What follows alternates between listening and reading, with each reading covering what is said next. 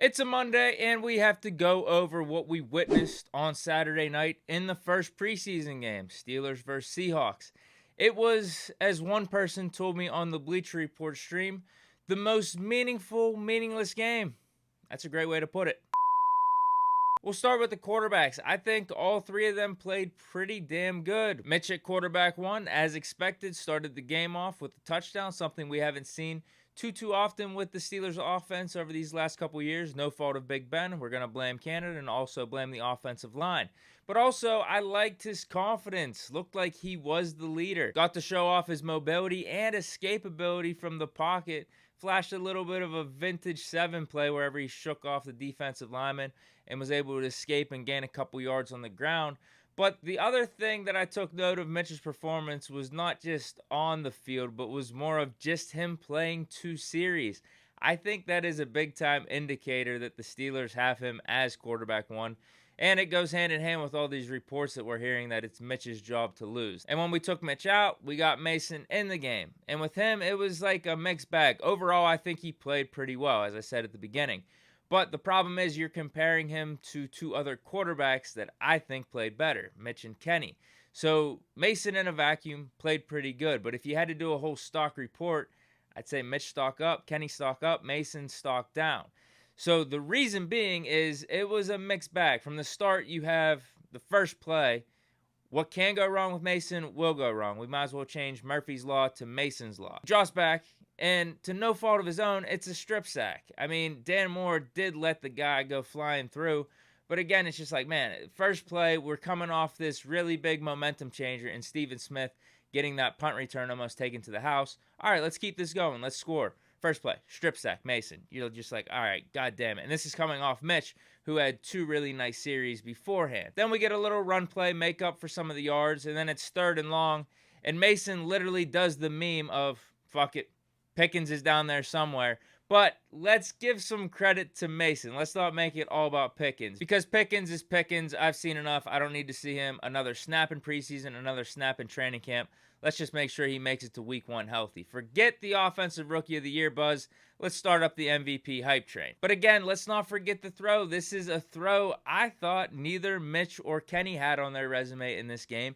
But the problem was we saw that throw and we saw some other throws by Mason where you're like, wow, on target, decisive, coming out like a rocket.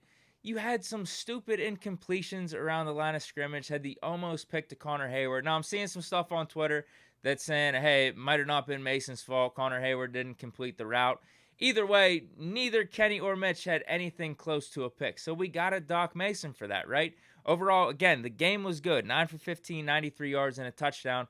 But whenever you compare him to Kenny, who is the younger player and the guy we just drafted in the first round, and also Mitch, the dude that we brought in from free agency, it's tough to say that Mason stocks up right now. And then Kenny, the man of the hour, started off the game 5 for 5 after hearing standing ovations. Shout out to Pittsburgh, way to keep it classy. Although, going back to Mason, I'm hearing there were boos at the stadium. Come on, bro. We're better than that. Pickett finished the game 13 of 15, 95 yards, 2 touchdowns. The last one came on the game-winning drive. 3 rushes for 16 yards. And all those rushes were pretty significant because they came in clutch moments and helped move the sticks. So with Pickett, I'd say overall, awesome performance. I mean, you compare it to the other rookies around the league, I think he had the best showing. Some people are saying he looked a little conservative, and I get that, 13 of 15, 95 yards. But at the same time, I think he was just taking what the defense gave him. It wasn't at the expense of not moving the sticks and getting first downs. The one series that we stalled, he took a sack. The other one, I thought it was bad play calling. It was like 3rd and short, and we just ran it up the middle with the running back. Why not have Pickett drop back, see what's open, and if nothing's there, let him use that mobility that he was showcasing throughout the game. So with Pickett, I didn't see him taking the conservative approach as a bad thing, more of a good thing, like taking what the defense was giving him, because we praised Brady for doing that how many times in New England. He was dumping it off to running backs and slot receivers all day, every day, but he was moving the sticks. And with Pickett, how can we say he wasn't moving the sticks? He had, 4 or 5 series and 2 touchdowns. That's pretty damn efficient there. But he also did make throws. Like, don't count this out. He made throws outside the numbers when needed. Hell, I mean, he displayed it on literally the game-winning touchdown pass. But also, don't forget that Pickett didn't have Pickens like Mitch and Mason. He was playing with the third and fourth stringers. Most of them probably not going to make the team. I think Pickett obviously impressed, but so did Mitch and Mason. I don't think this really changes anything for the quarterback depth chart. It's probably the same. Does Pickett's performance make a Mason trade a little bit more likely? I could see that, because if it's close, and actually I think Kenny had the better performance, you go with the younger guy. I just don't know if Pickett still has a legitimate chance to start week 1 in 2022. I think they're going to protect him, and I do think Mitch played good. They only played him for 2 series. That's the type of shit I think you do whenever you got a starter in mind. But what I would like to see is Pickett actually getting a chance with the 2s more, and also eventually the 1s. Because, come on, you can't be doing the thing where Mitch and Mason get the chance with Pickens, but Pickett doesn't. I mean, I think his performance at least warranted that. And then whenever you bring Deontay, Claypool, and Freiermuth into the fold, it's like, all right, Mitch, you got those dudes. We know what type of weapons they are, but let's see what Pickett can do with them too. Overall, though, I like what the quarterbacks did across the board. But before I close out, let me go over some additional names that I think impressed in this first preseason game. With Pickens, we already talked about him. Do we need to talk about him anymore? I think, if anything, his performance goes to show I was exactly on point with everything I said about Pickens and about the Steelers' offense heading into this preseason game. What did Pickens do? Had an amazing catch. And what did the NFL and NFL Twitter, the Twitterverse, do? Try to become all trendy and make it seem like they knew about Pickens the whole time and they're excited about the Steelers' offense, blah, blah, blah. We knew that was going to happen. I mean, it's cool that we got a nice meme out of it, and the NFL posted Pickens to their Twitter head cover. But at the same time, stop sucking up. It's too late. I already said the bandwagon's closed. And then we had Steven Sims, who a lot of people were pointing out looked like AB out there. I think that's strictly due to his sock shoe combo, the white on whites, but also he played pretty good. Took a jet sweep, 30 plus yards.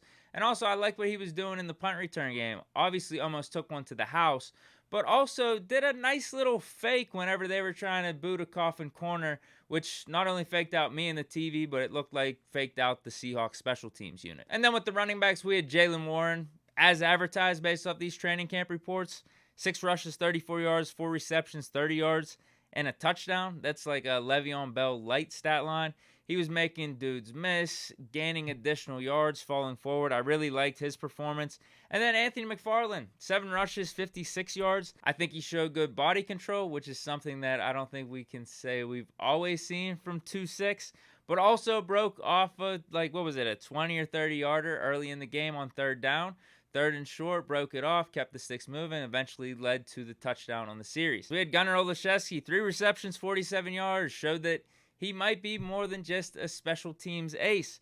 Connor Hayward, 2 receptions, 24 yards, showed why we drafted him. It wasn't just the brother connection. Might actually have some type of role in this Canada offense. And then Miles Boykin, even though it was only 2 receptions, 17 yards, he had some tough catches. The one where Mason threw it, he kept his hands out with the ball so the defender couldn't get it. I was really impressed with that. And then on defense, Miles Jack, I think he had a really nice 3rd down stop. But other than that, the defense was pretty much Swiss cheese end of that first half and then through the second half. Akella Witherspoon getting injured kind of sucked. But yeah, I mean, whenever Drew Lock and Geno Smith are carving us up, and we're also not able to stop anything on the ground, that's just not a good sign. I get it. It was like the 2nd and 3rd stringers for the most part, but still not a good look. Trey Norwood also played good too. We got to give him credit. But really, that is about it. Let me know what you guys think about the whole quarterback competition, the quarterback play on Saturday. Maybe how would you rank them based off performances? Also, any other guys that showed out or anyone that I was missing on this Big Deke News episode. But yeah, that's it. I hope you guys enjoyed on a Monday. Stay chilling. Peace.